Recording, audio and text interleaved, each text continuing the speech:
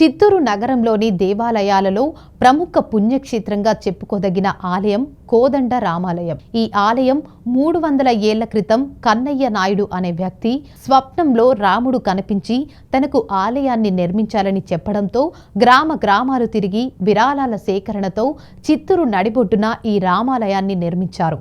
అప్పటి నుంచి ఈ వీధికి రాములవారి గుడి వీధి అనే నామకరణం జరిగింది. ఎంతో ప్రాచీన విశిష్టత కలిగిన ఈ ఆలయంలో తిరుమల, కడప, కోదండ రామాలయం స్థాయిలో బ్రహ్మోత్సవాలను నిర్వహించడం ఆనవాయితీగా వస్తోంది. సుమారు 54 అడుగుల ఎత్తుగల స్వామివారి రథాన్ని ఇటీవల నిర్మించి బ్రహ్మోత్సవాలలో ఘనంగా రథోత్సవాన్ని కూడా నిర్వహించడం జరుగుతోంది. దీనికి సంబంధించిన కోనేరును కూడా త్వరలో నిర్మించబోతున్నారు. ప్రతినిత్యం కైంకర్యాలు, స్వామివారికి ప్రత్యేక పూజలు అంగరంగ వైభవంగా నిర్వహిస్తారు. ఈ దేవస్థానం సుమారు 300 సంవత్సరాల పైబడి కట్టడమైనది. తొలుత ఈ గుడి నిర్మాణం కన్నయ్య నాయుడు అనే అతని ద్వారా జరగడమైంది. కన్నయ్య నాయుడు గారు స్వప్నంలో రాముడు గారు కనిపించి నాకు గుడి కట్టవలసిందిగా చెప్పడం జరిగింది. తదుపరి కన్నయ్య నాయుడు ప్రతిరోజు ఎడ్ల బండిపై ప్రతి గ్రామం తిరిగి ఈ ఆలయాన్ని నిర్మించడం జరిగింది. శ్రీ వైష్ణవ పంచరాత్ర ఆత్మ ప్రకారము ఈ దేవస్థానంలో ప్రతినిత్యం పూజలు నిర్వహించడం ఆనవాయితీ.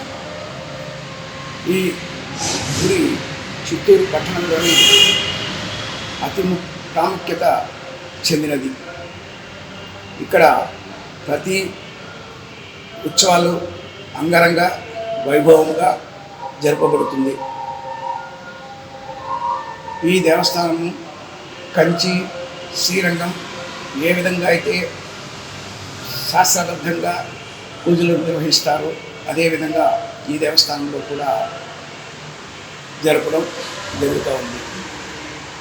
ఈ దేవస్థానం యొక్క ప్రాముఖ్యత ప్రతి దేవస్థానంలోనూ రాములవారి గుడి దేవస్థానంలో ఆంజనేయ స్వామి రాముల వారి పాదాల చెంతే ప్రతిష్ఠింపబడి ఉంటాయి. కానీ ఈ దేవస్థానంలో ఆంజనేయ స్వామి రాజగోపురం వద్ద భక్తాంజనేయ స్వామిగా ప్రతిష్ఠించడం జరిగింది. రాములవారు పట్టాభిషేక సమయంలో ఆంజనేయ స్వామిని కలుస్తారు అని ఆ సమయంలో ఆంజనేయ స్వామి ఆ యొక్క రాజగోపురం పైన కూర్చొని రామనామ ధ్యానాన్ని జపిస్తూ ఉంటారు. ఆ రామనామ సామర్థ్యం వల్ల ముల్లోకాలను స్తంభింపజేసినప్పుడు రాములు వారు గ్రహించి ఆ రాజగోపురం వద్దని ఆంజనేయ స్వామిని ఆలింగనం చేసుకోవడం జరిగినది. అందువలన రాజగోపురం వద్దని ఆంజనేయ స్వామిని ప్రతిష్ఠించడం జరిగినది. అంతేకాకుండా ఈ ఆలయంలో ఎవరైతే పెళ్లి కావాలనుకుంటారో వాళ్ళు 5